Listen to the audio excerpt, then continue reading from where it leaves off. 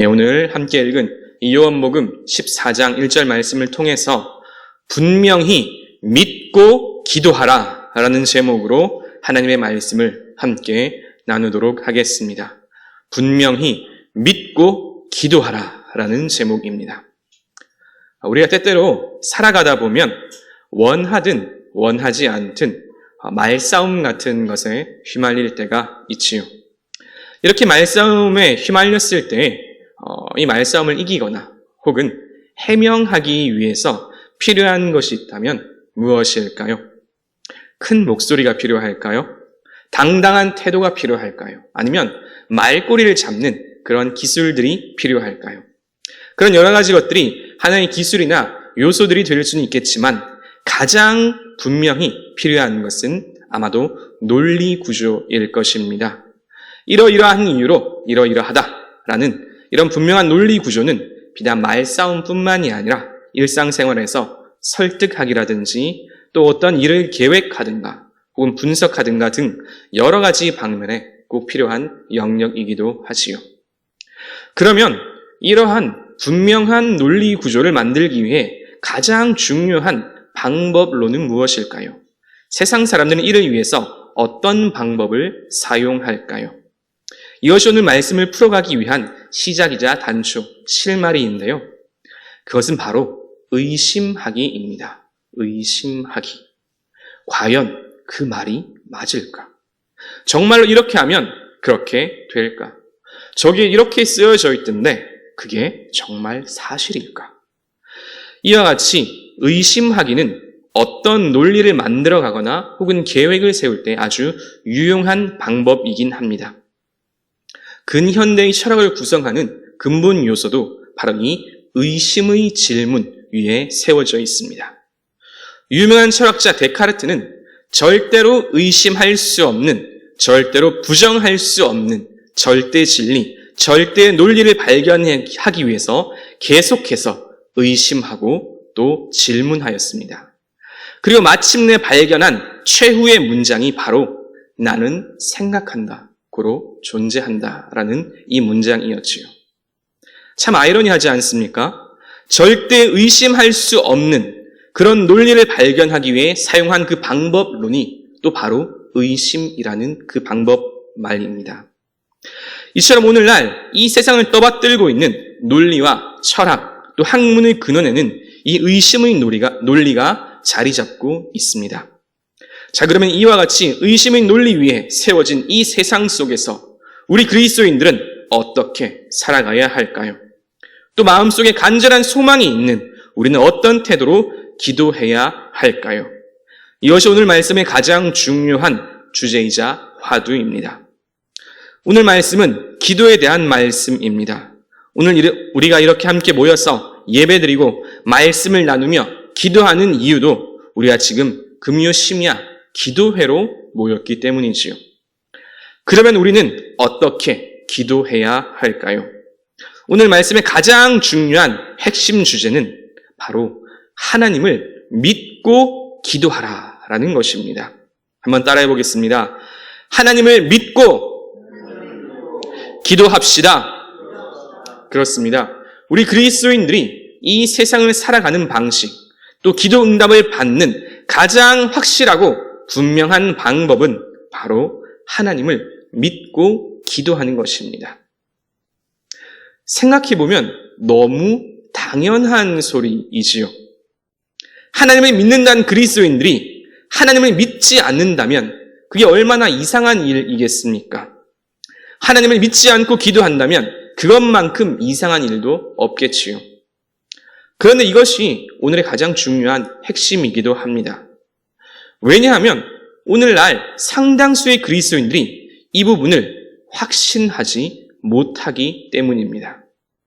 이 세상은 의심의 논리 위에 세워져 있습니다. 계속해서 끊임없이 의심하고 질문하고 나아가 분석하라고 말합니다. 하지만 성경은 반대로 끊임없이 계속해서 믿으라고 말씀합니다. 그래도 믿어야 한다.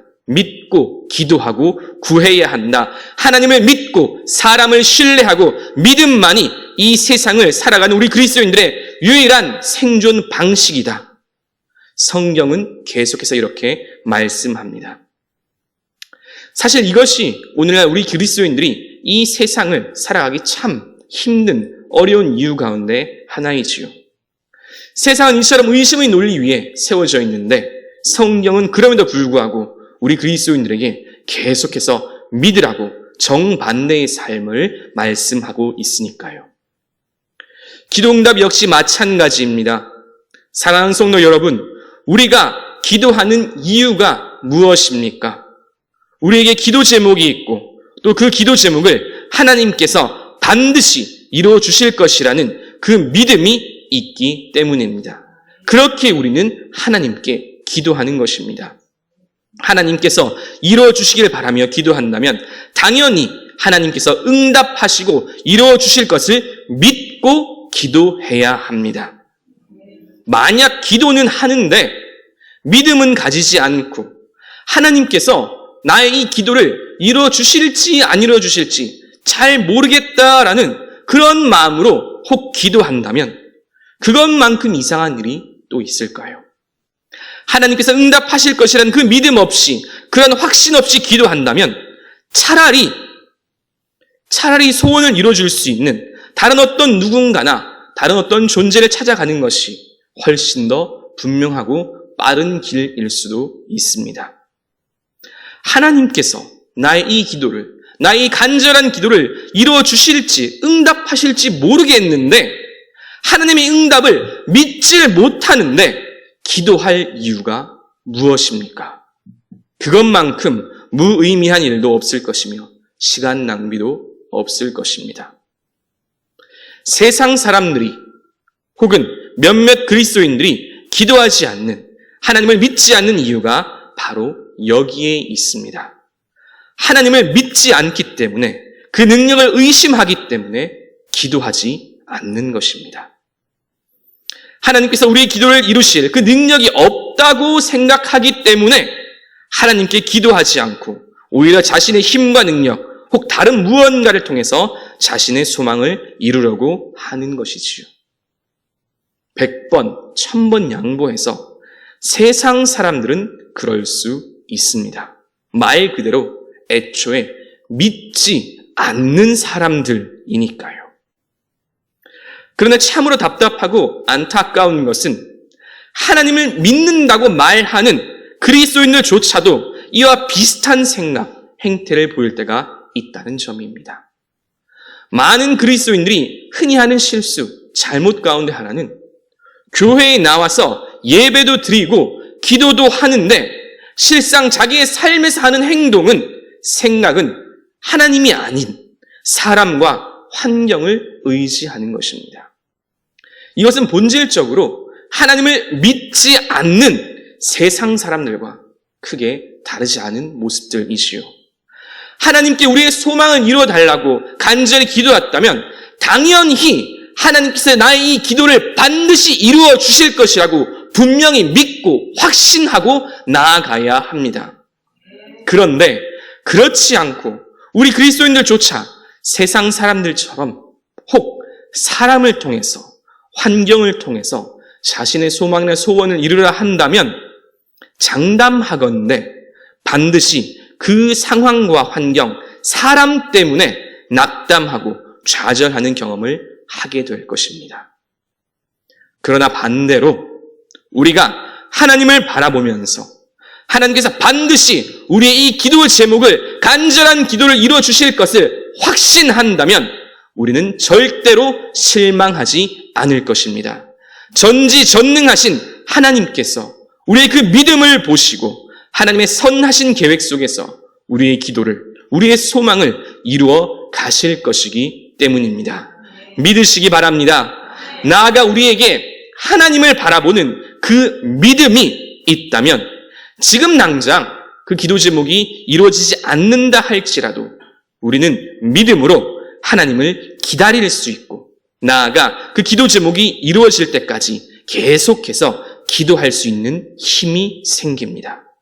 왜냐하면 하나님께서 반드시 우리의 기도에 응답하실 것이라는 그 확신이 있기 때문입니다. 오늘 이 말씀을 기억하시고 세상이 무엇이라 말해도 하나님을 향한 분명한 믿음과 확신을 가지고 기도하여서 응답의 역사를 경험하시는 저와 여러분, 우리 모든 주사랑 성도 되시길 주님의 이름으로 축원합니다.